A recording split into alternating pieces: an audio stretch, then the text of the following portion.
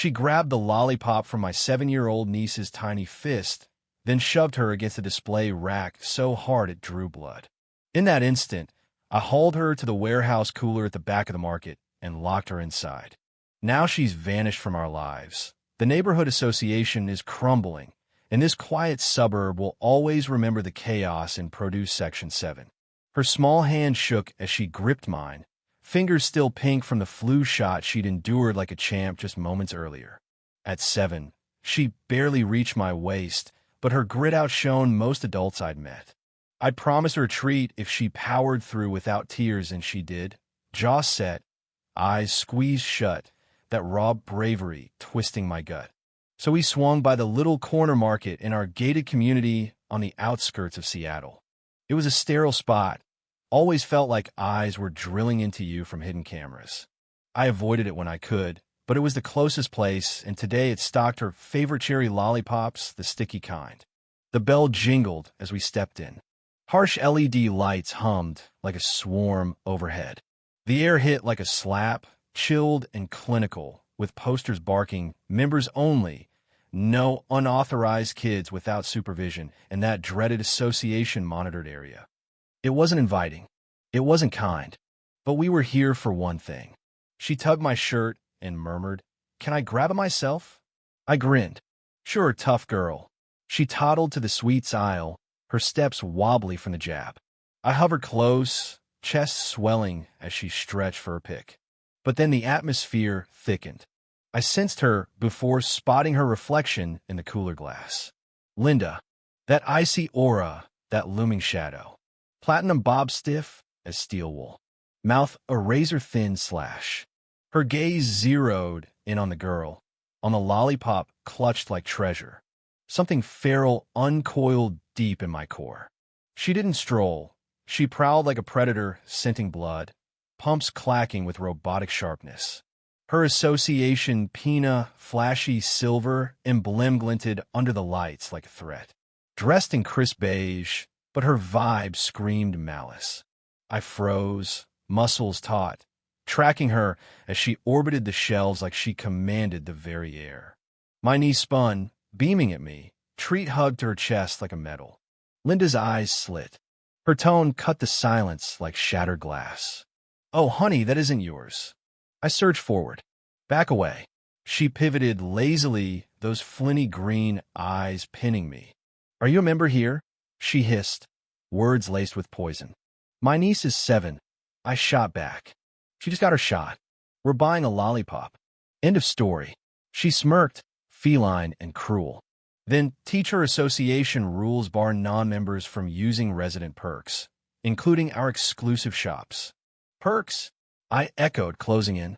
"Lady, this is a corner store, not some elite lounge." Her gaze sparked. "Watch your tongue, children are around." I barked a laugh. "You mean the one you're bullying?" A jittery stock boy peeked from behind crates. MS. "Hargrove, Linda, maybe ease up? It's a lollipop." She whirled on him like venom. "Ease up. Want me reporting you to the committee again, Jake?" He shrank back, mute. My niece peered up, voice quivering. "Can I have it?" Linda ignored her, snatching the treat. "Absolutely not." That snapped it. I advanced, planting myself between them, knuckles white. 3 seconds to hand it over, I murmured. 1. She arched a brow. 2. I'll summon guards to remove you. 3. We locked stairs, the market turning electric, floors seeming to quake. My pulse roared. She had no clue what fury she'd ignited. She yanked the lollipop and rammed my niece like garbage. The girl tumbled, shelf gouging her arm, blood blooming. Should I have ignored that? If you're hooked, smash yes below so I know you're locked in. My vision tunneled red.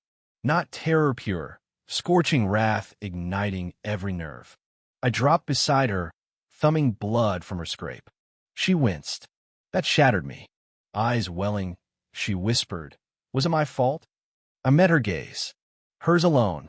Rising deliberately, storm brewing inside, I faced Linda. She posed smugly, arms folded, hip jutted like a victory lap. "Hope cameras caught this," she sneered. "You'll lose guardianship over your outburst." I stepped nearer.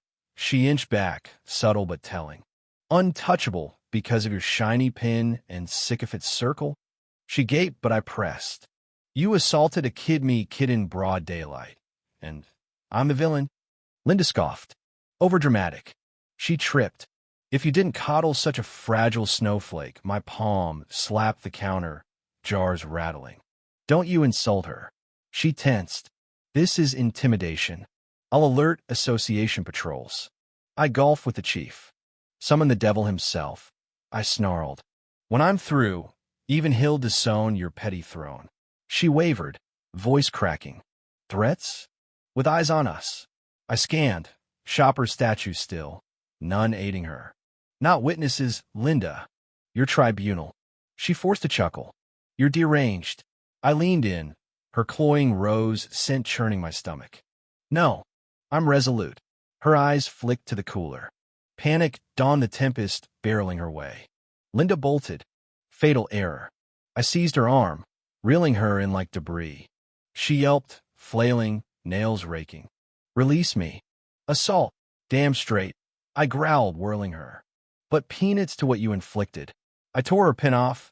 It snapped, clattering like dethroned royalty. Murmurs rippled. Phones rose, filming. I dragged her to the hulking warehouse cooler. She skidded, clawing walls. Help! Silence reigned. I yanked the door. Fog billowed like wrath incarnate. Linda bucked. You wouldn't dare. I stared cold. Bet me. Hoisting her, I hurled her inch, slammed the wall with a wail. Door sealed. Her thumps echoed. Vows of lawsuits muffled. I retrieved the crumpled lollipop, knelt by my niece. Yours now, brave one. Cooler raged on. A shopper clapped. Applause swelled. Murmurs of about time buzzing. I wiped her tears. Homeward, kid. By the drive home, my phone exploded. Clips viral. Association boss shoves girl, gets iced. Cooler karma, trending. Gifts of the slam captioned when tyrants overreach. Panic should have hit, but vindication surged. Tales flooded.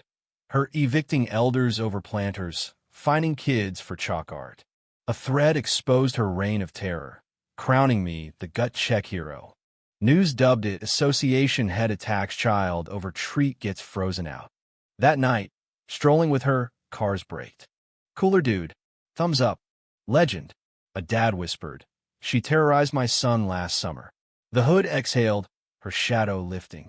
Linda emerged later, frostbitten ego, shivering, mascara rivers. One heel gone, crimson with shame. No aid. No sympathy. Evidence damned her. Cops knocked soon after. Assault claim. I showed the full vid. They watched, exhaled. She struck first and grinned. No cuffs. Her fury from the squad car? Priceless. Power evaporated. Morning. Forms ablaze. Grievances unearthed. Emergency summit ousted her. Unanimously authority revoked. Portrait yanked. The market transformed. Signs down. Treats for all. Jake winked freebies. Avengers perk. Yards bloomed defiant flowers. Linda ghosted. Her empire thawed. Weeks on, we revisited. A glitter sign on the cooler, where bullies chill. Dedication to silenced voices. Peace settled, not rage. Justice hummed quietly, in whispers and resilience. My niece scampered back, treat in tow. Last one. We left, unchained.